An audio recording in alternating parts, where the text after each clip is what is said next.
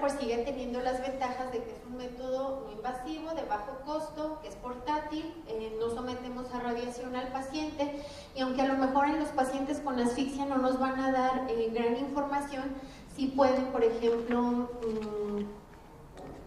decirnos si hay alteración ahí en la diferenciación de la sustancia gris y la sustancia blanca, que eso puede traducir edema cerebral.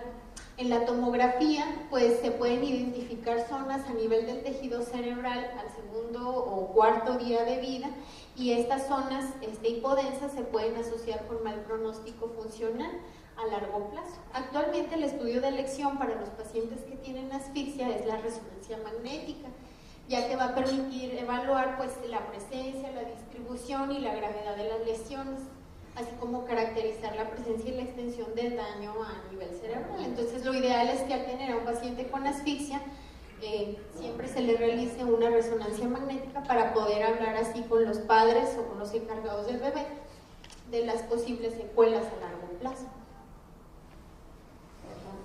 Cuando no estamos seguros o que tenemos un evento pero no estamos seguros de que existe o no asfixia, entonces es mejor utilizar el término de depresión neonatal, que a lo mejor pueden ser recién nacidos en donde hubo algún evento pero que a largo plazo no va a condicionar alguna secuela importante.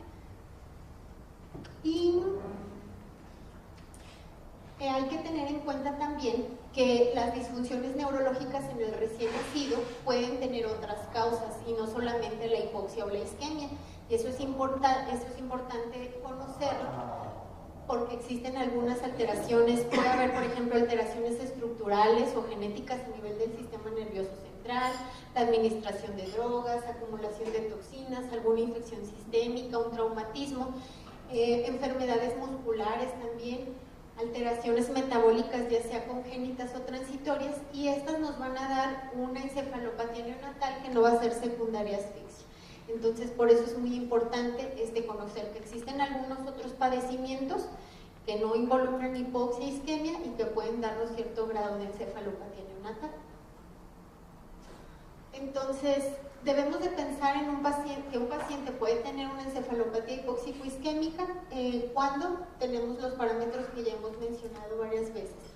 Un Apgar menor de 3 a los 5 minutos de vida, si tenemos una gasometría con un pH de la arteria umbilical menor de 7, si tenemos un déficit de base mayor a los 12 miliequivalentes por litro, o si hay inicio temprano de lesiones o de signos de encefalopatía, crisis convulsivas, alteraciones del tono muscular, y si tenemos además afección de múltiples órganos.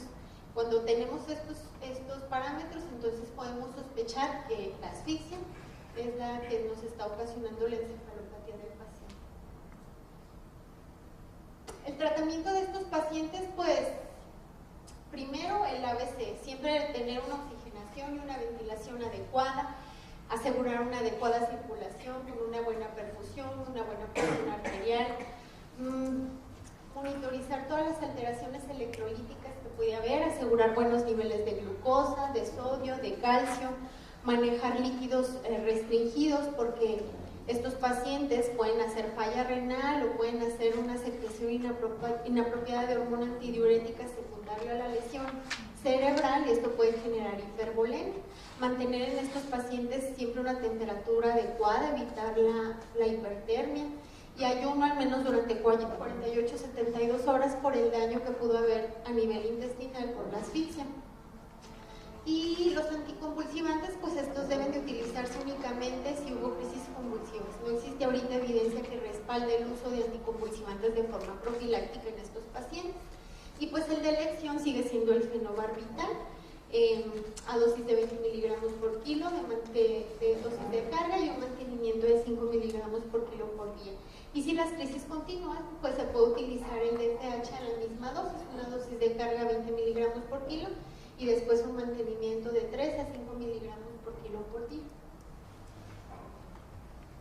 Ahora, en cuanto al pronóstico, pues existen algunos datos que si encontramos en nuestro paciente nos pueden hablar de que hay un aumento en el riesgo de secuelas neurológicas.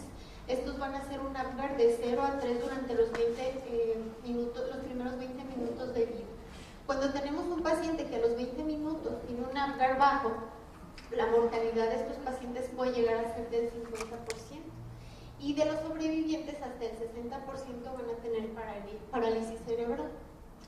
Si hay una falla para establecer una respiración espontánea al 5º minuto de iniciado la reanimación, la edad gestacional, pues entre más prematuro sea el bebé, la frecuencia con la que se presenta va a ser mayor y obviamente de mayor gravedad, y la mortalidad va a ser más elevada.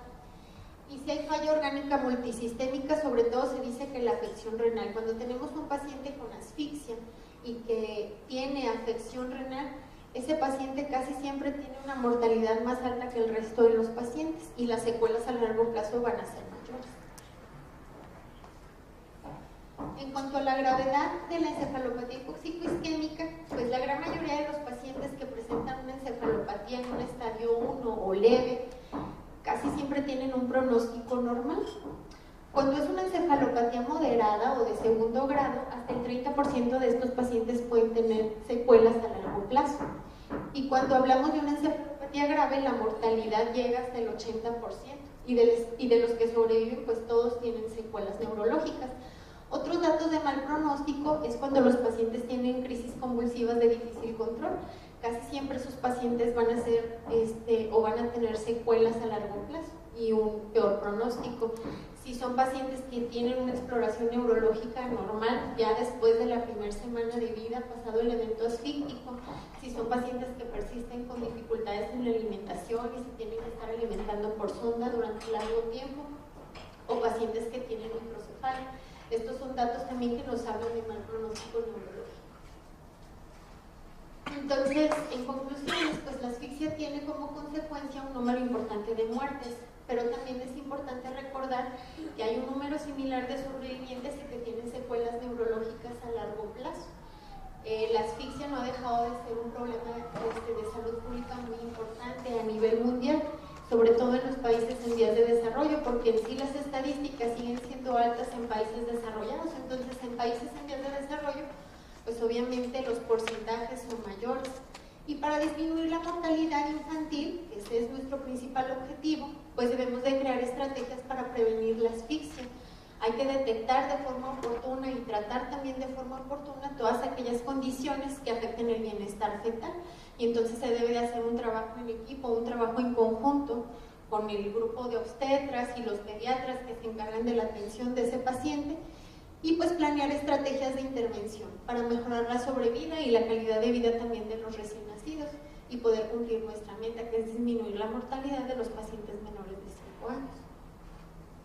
No sé si